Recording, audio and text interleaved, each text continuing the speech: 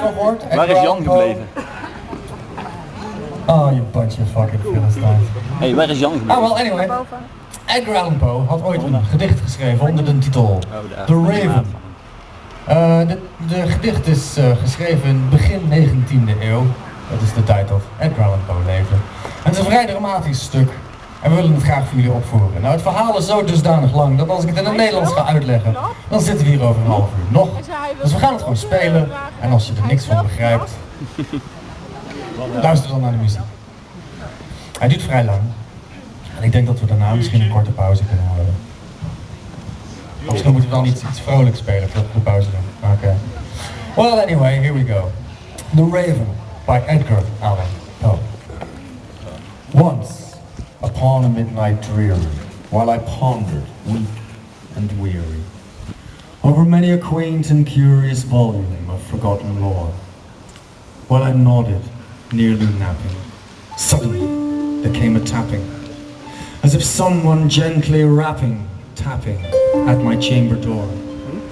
"'Tis some visitor," I muttered, tapping at my chamber door, merely this, and nothing more. Distinctly I remember it was in a bleak December, and each separate dying ember wrought its ghost upon the floor.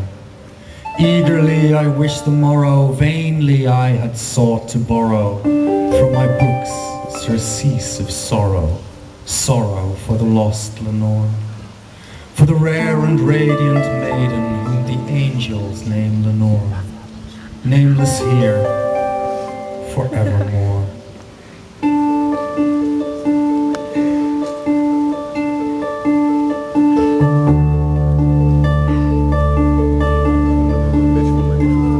And the silken, sad, uncertain rustling of each purple curtain filled me with fantastic terrors never felt before.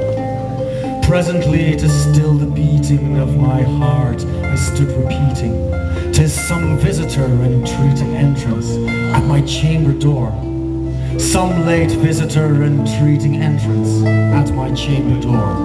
Merely this, and nothing more."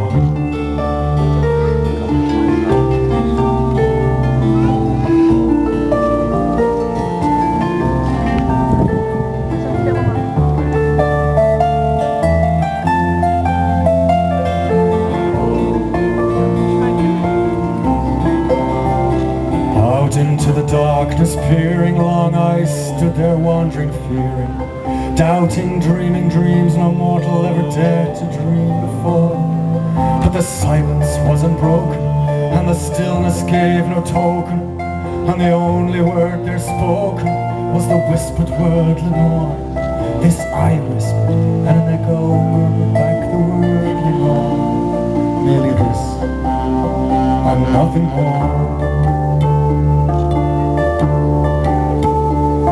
Into the chamber turning, all my soul within me burning. Soon again I heard a tapping, somewhat louder than before.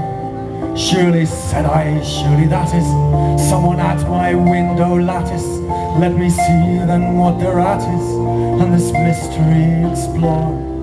Let my heart be still a moment, and this mystery explore. 'Tis the wind, and nothing more.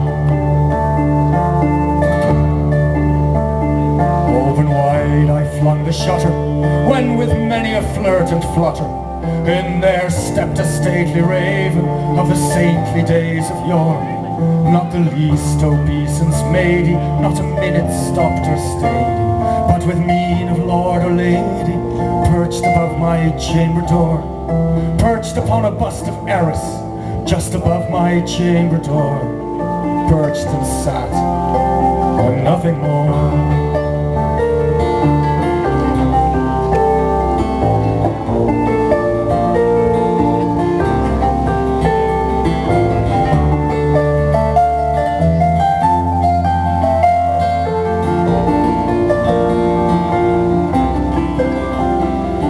That ebony bird beguiling my sad fancy into smiling, by the grave and stern decorum of the countenance it wore, Though thy crest be shorn and shaven, thou, I said, art sure no craven. Ghastly, grim and ancient raven, wandering on the nightly shore, tell me what thy lordly name is on this night's Plutonian shore. Quoth the raven, nevermore.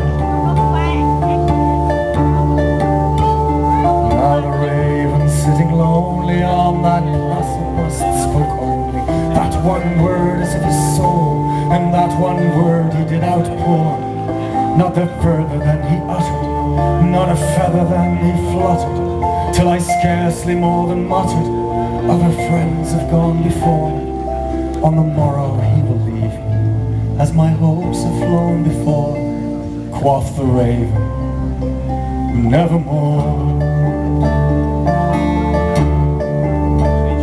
Then methought the air grew denser, perfumed by an unseen censer, swung by seraphim whose footfalls tinkled on the tufted floor. Once more on the velvet sinking, I betook myself to linking fancy on to fancy, thinking what this ominous bird of yore, what this grim, ungainly, ghastly, gaunt and ominous bird of yore meant in croaking, nevermore.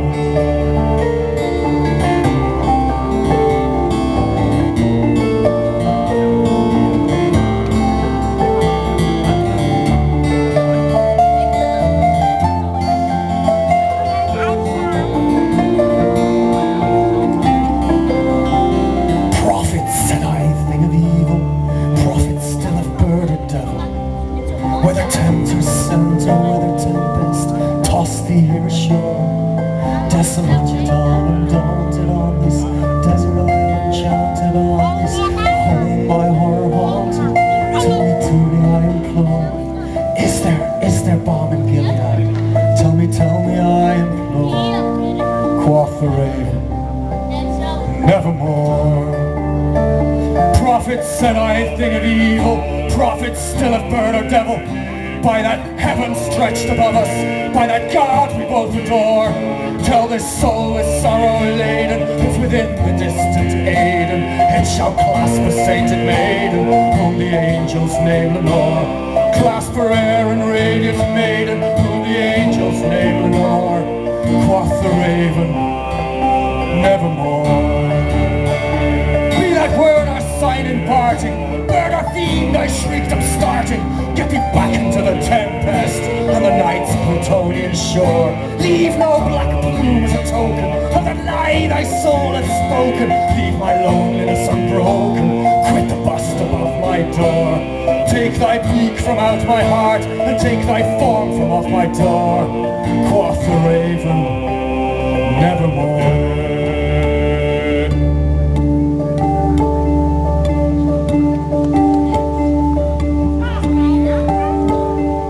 Now the raven, never flitting, still a-sitting on the pallid bust of Eris, just above my chamber door, and his eyes have all the seeming of a demon's that is dreaming, and the lamplight o'er him streaming throws his shadow on the floor, and my soul from out that shadow that lies floating on the floor will be lifted nevermore.